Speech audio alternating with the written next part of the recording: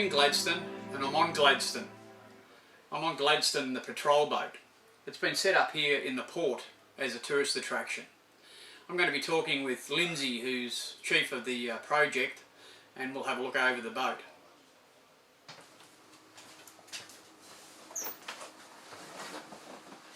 How you going, Linz?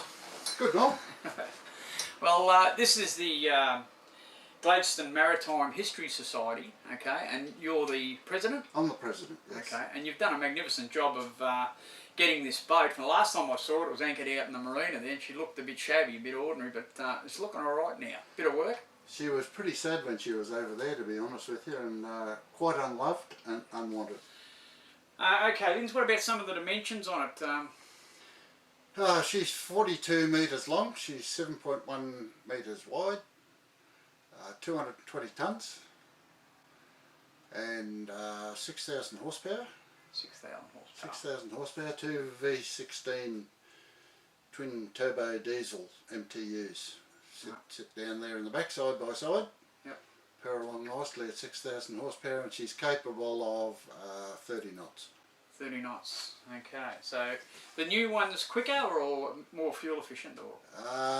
The new ones have got smaller motors but more power, and I believe that they are probably not quicker, but yeah, they're bigger.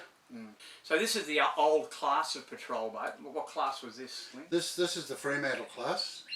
This superseded the Attack Class, which ran around earlier, and they were 10 metres smaller. When did this one come out of service, and how long was it in service for?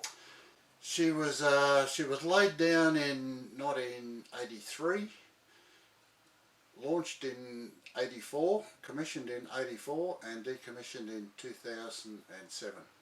She did 22.5 years, just over 800,000 kilometres she did. So not bad, because I think originally they were only designed for 15 years of use. 15 years, they extended that to 19 years because they were still in pretty fair shape and there was a bit of a demand for them. And some of them ran out, the last two decommissioned between them did just on 50 years. Yeah, great. So only 2 of them left now? Only 2 out of 15 survived. HMAS Townsville and HMAS Gladstone. Well, it really is a credit to you and I guess a bunch of volunteers that have done the work on it, but she does look in really great nick. She's pretty sound. Being steel, sitting in a saltwater environment, is going to be an ongoing project. The deck, I believe, will probably be like the Sydney Harbour Bridge. Once we finish one end, it'll be about time to start on the other end again. But hey, what's a bit of love and care? Yeah, a bit of painting, it's good feel good stuff. And where was this boat built? The very first one, HMAS Freemantle, was built in the UK and sailed out here, handled like nothing that they'd ever seen before. They did a lot of redesign work on it, and the rest of the other 14 of them were all built in Cairns. One other thing, how many crew on board when she was working? 24. 24, yeah. Three officers, 4 petty officers and 16 sailors. This is the CEO's cabin. It was his office and it was where he slept. Not much of a bunk. Not much of a bunk. One of the ex-CEOs, I believe, was 6'7". So he must have been a tall, skinny bloke, I'd say, sleeping on there, but he has had an extension put on the end of the bed so that his feet will go through there. This is the XO's cabin. He would normally be in here on his own, but if he had a trainee officer on board who was called a sea rider, the sea rider would share this cabin. Normally they would be of a similar rank. This cabin was shared by the 4 petty officers. That was the coxswain, the buffer, the charge and the tiff. This was where they lived, this was where they worked, so they would have to be getting along pretty well with each other, I would imagine. Junior sailors accommodation. HMAS Gladstone, the Ritz down in here. Everybody had rack, there was no hot bedding, everybody had their own rack. There was 8 down here and 8 in another compartment there on the other side. Welcome to the Seaman's Mess. This was shared by the 16 ordinary seamen on board. They'd have their meals in here, this was their recreation room, they'd watch their TVs, they'd watch their movies, play their Xboxes and do whatever sailors do when they're not working.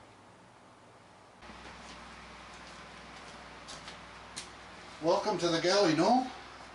We've got hot plates, we've got oven, we have a deep fryer, magnificent sink and preparation area here, a nice preparation area here, complete with dishwasher, a bain-marie and a microwave.